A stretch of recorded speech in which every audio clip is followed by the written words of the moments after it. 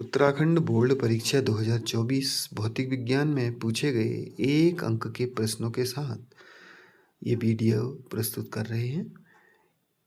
ये आने वाले एग्ज़ाम के लिए भी काफ़ी इम्पोर्टेंट हो सकती है। आप लोग इस वीडियो को ज़रूर देखिएगा। उत्तराखंड बोर्ड 2024 भौतिकी में पूछे गए 1 अंक के प्रश्नों की श्रृंखला में पहला प्रश्न है, किसी बिंदु पर इकाई धनावेश द्वारा अनुभव किए जाने वाले विद्युत बल को क्या कहते हैं? इसके 4 ऑप्शन हैं। विद्युत विभव कहते हैं, विद्युत क्षेत्र कहते हैं, विद्युत धारा कहते हैं या विद्युत फ्लक्स कहते हैं।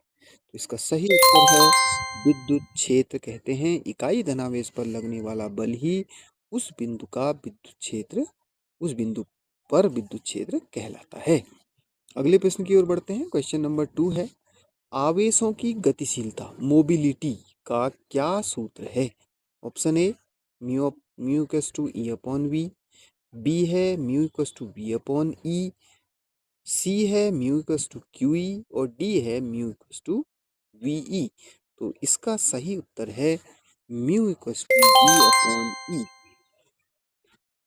गतिशीलता अपवाह वेग और विद्युत क्षेत्र के अनुपात को कहा जाता है।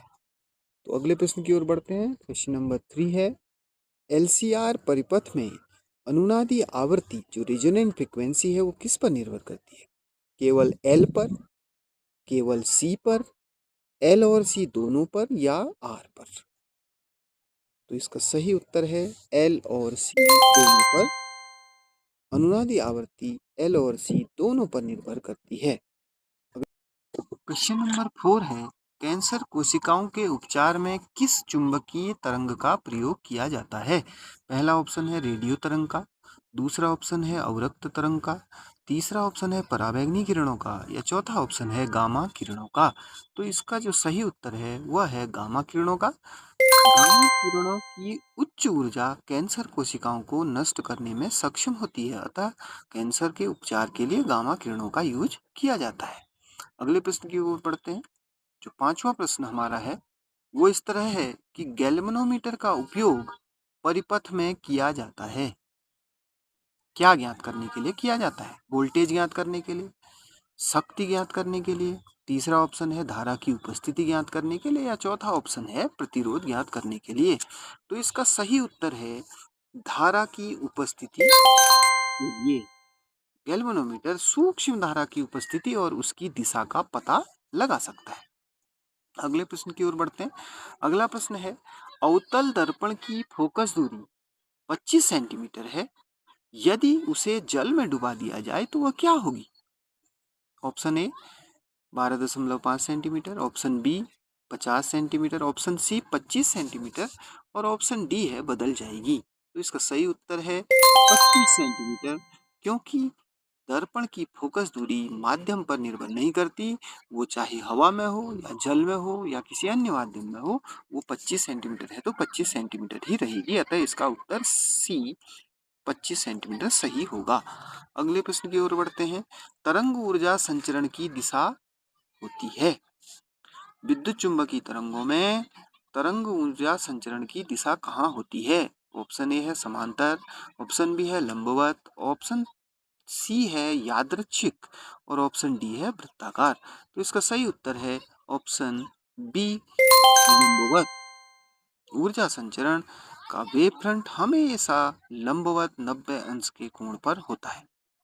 जो तरंगाग्र है वो हमेशा 90 अंश पर आगे बढ़ता है। अगले प्रश्न की ओर बढ़ते हैं। 8वां प्रश्न है, रदरफोर्ड के प्रयोग में किस कण की स्वर्ण पत्र पर बमबारी की गई?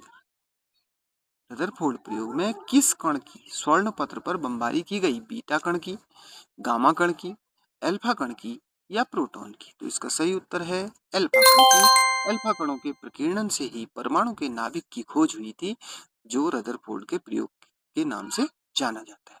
अगले प्रश्न की ओर बढ़ते हैं। अगला प्रश्न है, नाभिकीय बल किस पर कार्य करता है? ऑप्शन है इलेक्ट्रॉन पर, प्रोटॉन पर, न्यूट्रॉन पर या नाभिकीय कणों पर? तो इसका सही उत्तर होगा नाभिकीय कणों पर। यह नाभिक के अंदर प्रोटॉन और न्यूट्रॉन दोनों को बांध कर रखता है। अगले प्रश्न की ओर बढ़ते हैं। अगला प्रश्न है क्वेश्चन नंबर 10। नाभिकीय बल की मुख्य विशेषता क्या है? ऑप्शन ए है दीर्घ दूरी, ऑप्शन बी है आवेश निर्भर, ऑप्शन सी है अत्यंत अल्प दूरी या ऑप्शन डी है कमजोर बल। नाभिकीय बल की मुख्य विशेषता बतानी है हमें, तो इसका सही उत्तर है अत्यधिक अल्प दूरी। यह बल केवल 10 की घात ऋण 15 मीटर की बहुत कम दूरी पर प्रभावी होता है। चलते हैं अगले प्रश्न की ओर। अगला प्रश्न है, चालकों का प्रतिरोध अर्धचालकों की तुलना में कैसा होता है? अधिक होता है, कम होता है, बराबर होता है या अनंत होता है? तो चालकों का प्रतिरोध अर्धचालकों की तुलना में कम होता है, इसलिए इसका ऑप्शन बी सही होगा। चालकों में मुक्त इलेक्ट्रॉनों के कारण प्रतिरोध कम होता है।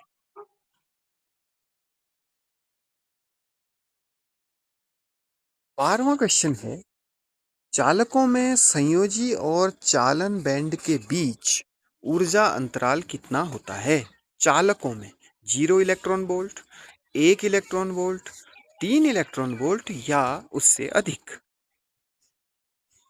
तो इसका सही उत्तर है 0 इलेक्ट्रॉन वोल्ट, क्योंकि चालकों में ऊर्जा अंतराल शून्य इसलिए होता है क्योंकि दोनों बैंड संयोजी बैंड और चालन बैंड एक दूसरे को ओवरलैप करते हैं। अगले प्रश्न की ओर बढ़ते हैं। अगला प्रश्न है प्रश्न संख्या 13। अनंत से आवेश को किसी बिंदु तक लाने में किया गया कार्य क्या कहलाता है? अनंत से आवेश को वैद्युत क्षेत्र के भीतर किसी बिंदु तक लाने में किए गए कार्य को क्या कहते हैं? ऑप्शन ए है वैद्युत क्षेत्र, ऑप्शन बी है वैद्युत बल, ऑप्शन सी है वैद्युत विभव और ऑप्शन डी है वैद्युत ऊर्जा। इसका सही उत्तर है वैद्युत विभव। इसे उस बिंदु का वैद्युत विभव कहते हैं। अगले प्रश्न की ओर बढ़ते हैं। यह है 14वां प्रश्न। 14वां प्रश्न है, बायो सेवर्ट का नियम का संबंध किससे है? विद्युत से है, चुंबकीय क्षेत्र से है, तीसरा ऑप्शन है गुरुत्वाकर्षण से है या चौथा ऑप्शन है दबाव से है? तो इसका सही उत्तर है चुंबकीय क्षेत्र से। यह धारावाही चालक द्वारा उत्पन्न चुंबकीय क्षेत्र ज्ञात करने का नियम होता है। बायो सेवर्ट के नियम के द्वारा हम dV equals to mu 0 upon 4 pi I dl sine theta upon R square के रूप में चुंबकीय क्षेत्र का सूत्र स्पष्ट करते हैं। अगले प्रश्न की ओर बढ़ते हैं। 15वां प्रश्न है, दृश्य प्रकाश का तरंग दैर्ध्य परास क्या है? ये बहुत ही इंपॉर्टेंट क्वेश्चन है। पिछले 2025 की वीडियो में भी इस प्रकार का प्रश्न 1 नंबर में पूछा गया था। दृश्य प्रकाश का तरंग दैर्ध्य परास है, जो हम प्रकाश को देखते हैं उसका तरंग दैर्ध्य परास क्या है? ऑप्शन ए है 100 से 400 नैनोमीटर, ऑप्शन बी है 400 से 800 नैनोमीटर, ऑप्शन सी है 800 से 1200 नैनोमीटर और ऑप्शन डी है 10 से 400 नैनोमीटर। तो इसका सही उत्तर है 400 से 800 नैनोमीटर। मानव नेत्र 400 नैनोमीटर से 800 नैनोमीटर तक देखने में सक्षम होता है। अगले प्रश्न की ओर बढ़ते हैं। अगला प्रश्न है, जिसमें इलेक्ट्रॉन और होलों की संख्या बराबर होती है वह किस प्रकार का अर्धचालक होता है? पी टाइप अर्धचालक, एन टाइप अर्धचालक, बाह्य अर्धचालक या चौथा ऑप्शन है आंतरिक अर्धचालक? तो इसका सही उत्तर है ऐसा अर्धचालक जिसमें इलेक्ट्रॉन होल बराबर होते हैं उसे आंतरिक अर्धचालक कहते हैं। आंतरिक अर्धचालक का मतलब है शुद्ध अर्धचालक।